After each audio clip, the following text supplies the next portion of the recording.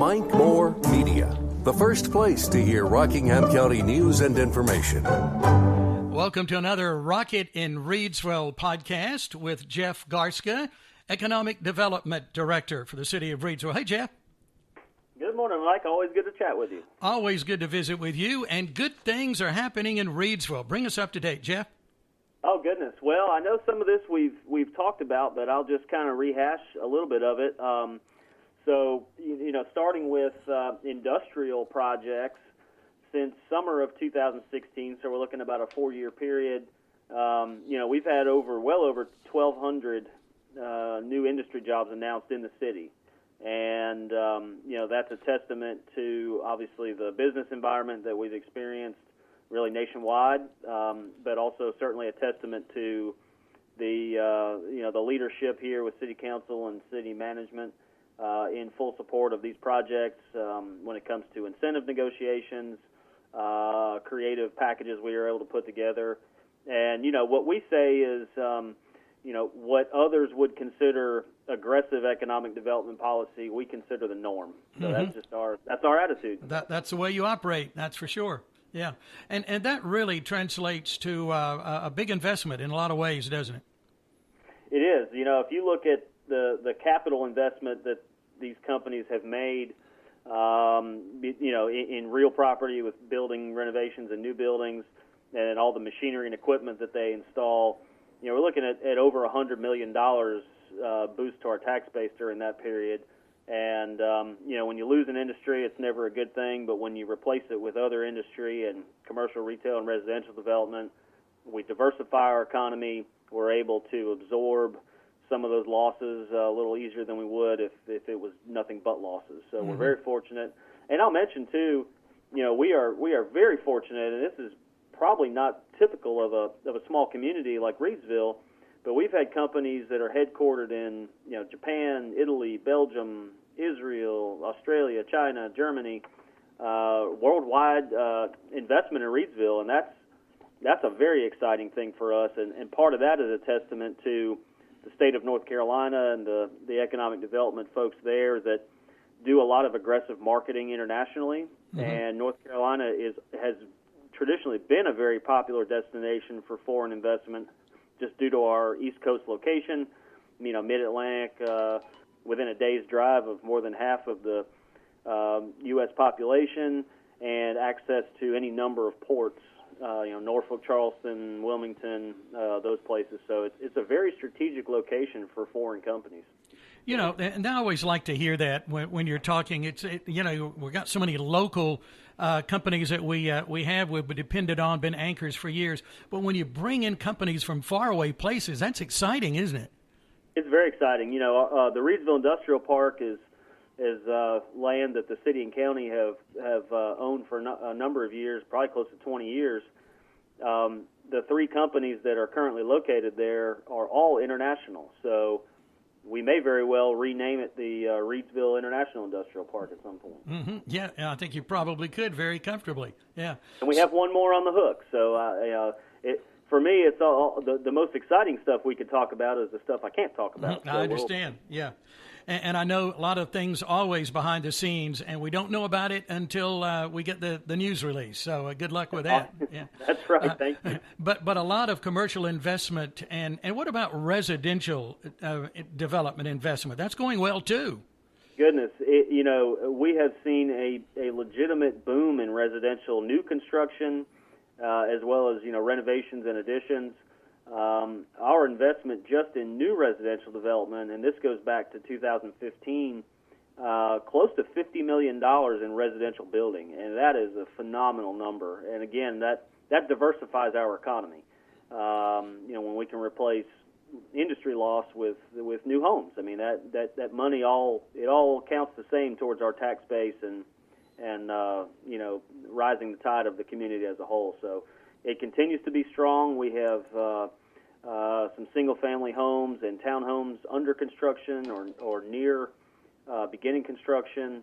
The Carter Ridge neighborhood has been fully built out, and we've been able to attract interest from a number of residential developers, small and large, that some haven't made a commitment yet, but they remain very interested, and we've been lucky, and strategic luck, as I like to call it, but we've been lucky to have these people come visit us and listen to our pitch. And once they get here, Reidsville suddenly isn't just a small community on the map. It's a much bigger market, as we've talked about. Our the residential population within 10 miles of Reidsville is 125,000 people. Wow. So that's really our market. Mm-hmm. And, it doesn't seem to me like the pandemic is slowing things down at all. Same for you, perhaps? Yeah, I mean, obviously it has affected, the retail sector, obviously. Oh, yeah. Some aren't even allowed to open, and that's just been, extremely unfortunate for those folks, the small businesses. And, it's obviously not unique to Reidsville, it's globally. But as far as industrial recruitment, there's still a lot of active projects. The residential part of that is, historically low interest rates. So folks who are on the fence may be willing to climb over the fence and do a project just because, money's cheap and they've got, pent-up demand. So it hasn't affected us in a way that one might think. We still have some very active things going on downtown, citywide. So, we just keep it rolling. Let's focus on downtown a moment. Bring us up to date on some good things happening there. Yeah, absolutely. We've seen a couple of new businesses come in over the last number of months. We've seen a lot of building renovations. Of course, we have a grant program that helps with that, and that's a great incentive for us, and it really helps the small businesses, offset some of their redevelopment costs. We have about 80% of our downtown properties in the Central Business District are what we call active storefronts. So there is a business in there.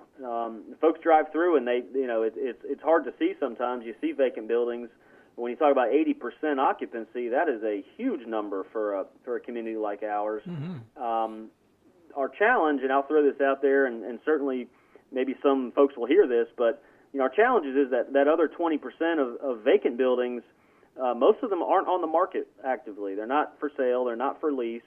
And our hope is that we can continue to, work with these folks to either sell, rent, or fix their buildings.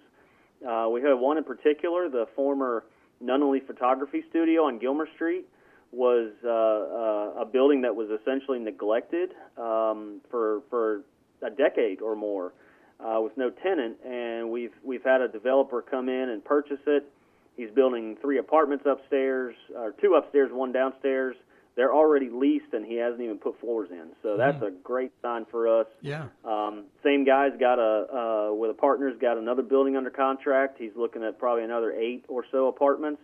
And then across the tracks, the former Adams Electric property that the city owns, we've been able to attract him to that property, and that's going to be well over a dozen new apartments and some really cool commercial ground floor, retail restaurant type stuff. So huge investment there, and that's a catalyst for that entire, kind of old historic area across the tracks that we're looking to redevelop and call it the Depot District. And it's going to be an eclectic, mixed-use, live, work, play, artsy, fun, entertainment-based neighborhood for us. And so we recently interviewed some great design firms to put together a robust plan for that area, and we're very excited about putting a lot of effort into that moving forward.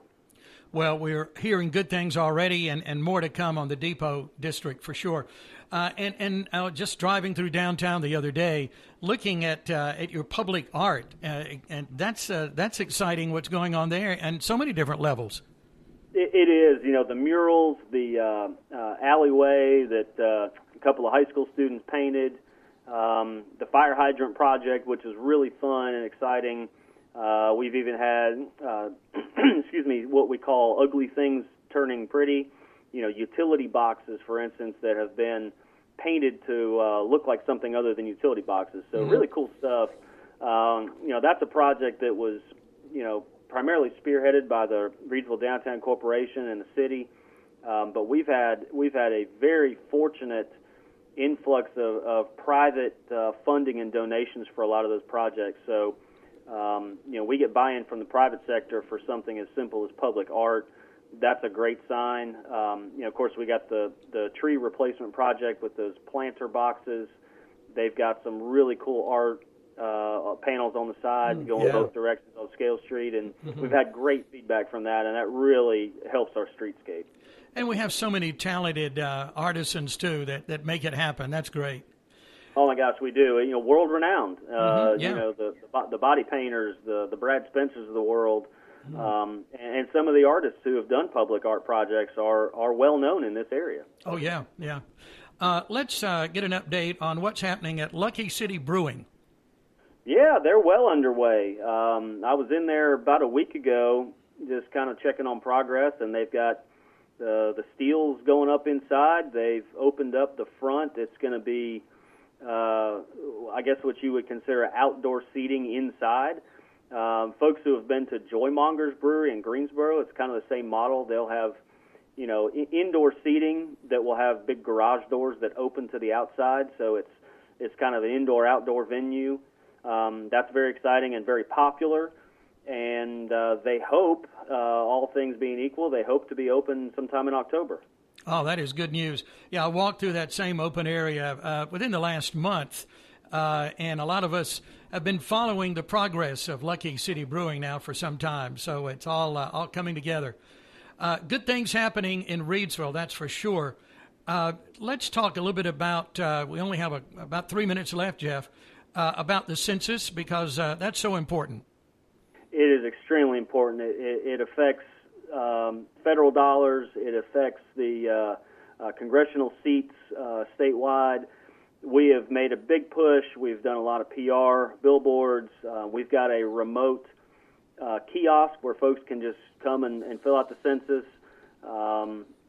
We're at about 60% response, which is pretty good. That's about the average, but those are listening, please fill out the census. We need as many numbers as we can get, and we're very confident that our numbers in 2020 are going to be significantly better than they were 10 years ago and even a couple of years ago. Okay, yeah, that is so very, very important. The manual machining lab, how important is that to what we're doing? Critical. We had tremendous support from our local industries in support of that project. It's modeled after a similar one in Greene County. The Golden Leaf Foundation funded the vast majority of that project. So we've got machines set up in a lab at Reidsville High School, taught by Rockingham Community College teachers. And unfortunately, with the shutdown of schools, the group that started that program back in the spring wasn't able to finish it in person, but the college and the school system are trying to get creative to be able to keep that program going, despite what we face with the pandemic. Well, making adjustments and best we can during this time for sure. Got about a minute left, Jeff. Sum it up for us, please. Well, the state of Reidsville is strong. I've mentioned that over the last months and couple of years, but we're very fortunate to again have strong leadership, aggressive policy, and it seems to be paying off quite well. Certainly does, and a big news story out today, Rockingham being one of 11 counties getting expanded access to high-speed internet, so that's good news. It is, and we've talked with some folks about, that's a challenge nationwide is access in rural communities to broadband to be able to have, students work from home. And, when you're looking at virtual learning, you have to have that connectivity reliable. I've heard stories in other communities about, folks sitting out in front of a library doing their schoolwork because they don't have it at home. So yeah. That's a big deal for us. It really is for all of us in Rockingham County. Jeff, thank you and your team for making it happen. Always good to talk to you. I appreciate it. Thank you so much, Mike. Always great. All right. Talk to you again soon. Okay. Take care. Jeff Garstka is Economic Development Director for the City of Reidsville. You can get more information at rocketinreidsville.com.